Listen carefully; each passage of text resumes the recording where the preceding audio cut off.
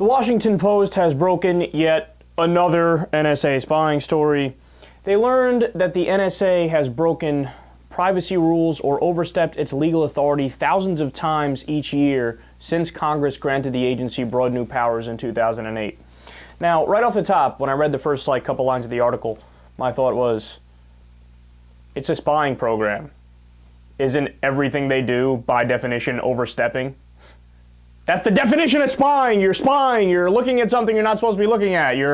It's already illegal. You can't just look at what the entire American population is doing, hundreds of millions of people, and collect all their data, which is going on.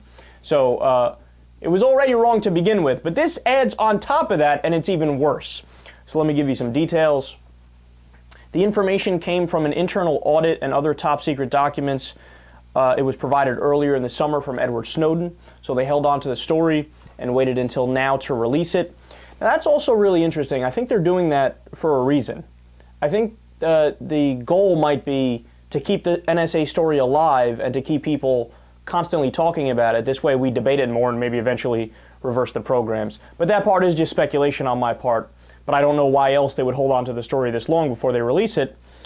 And there were 2,776 incidents in the preceding 12 months of unauthorized collection.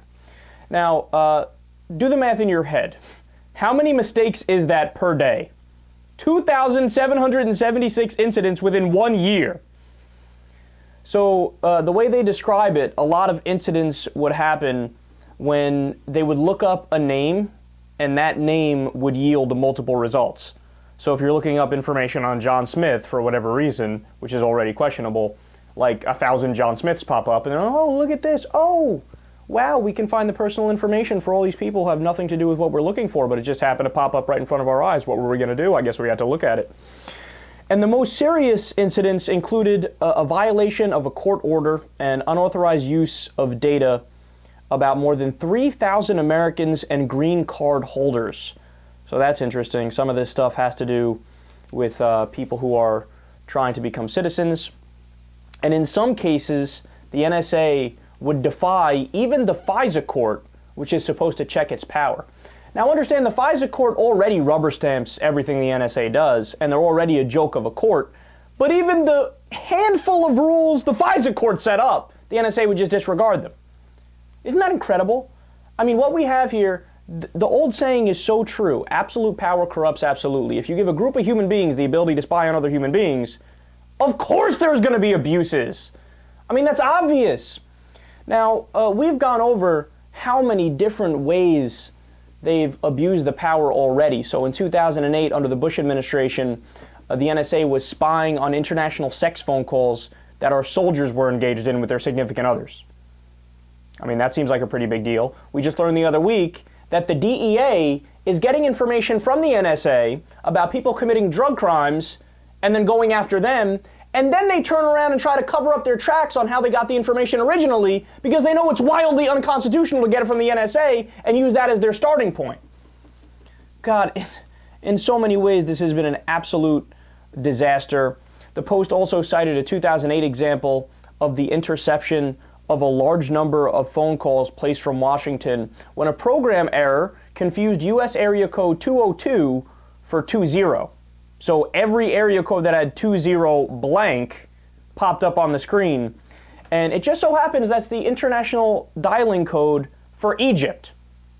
Now, think about this. Put two and two together. What was going on in 2008? The Mubarak regime was collapsing from within.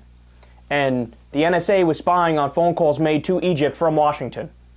Gee, I wonder if that was on purpose. I wonder if they wanted to see congressmen who were possibly calling officials in Egypt to find out specifically what's going on, and then they would use that for data collection to make policy decisions regarding Egypt.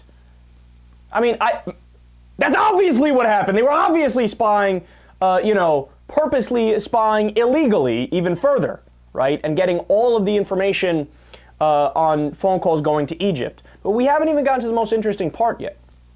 So the Washington Post, before they released the story, went to the White House and asked if they had any comment on the story.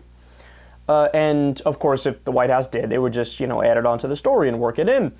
So first, the White House was like, no, that's cool, don't worry. Anywho, let me just tweak these here quotes, a little nip and tuck, don't worry about it. Okay, now you can release the story. So they changed the quotes to change the whole meaning of the story.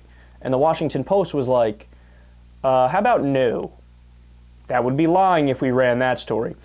Then 2 days later, the White House said, well, if you're not going to let us change the quotes, then you're not allowed to use any of these quotes on the record at all, so here's a prepared statement from us instead. Yet again, the Washington Post was like, I asked you if you had anything to add, not if you wanted to rewrite the story and spread propaganda. So at least in that respect, Washington Post for the win. But when it comes to, the NSA spying program, I mean, there's already mountains of evidence. Number one, the programs as they exist, the PRISM program, Blarney program, X-Keyscore, all of them, they're all unconstitutional. Fourth Amendment protects you from unreasonable search and seizure, right? Boom, done, unconstitutional. And furthermore, they're illegal also because the justification is Section 215 of the Patriot Act. But even according to the person who wrote the Patriot Act, Representative Sensenbrenner, he said, no, that's not what it was about. Illegal, unconstitutional, and now even within the guidelines they had set up within the illegal spying, they're still breaking the guidelines even further. Get rid of it, get rid of it, get rid of it right now.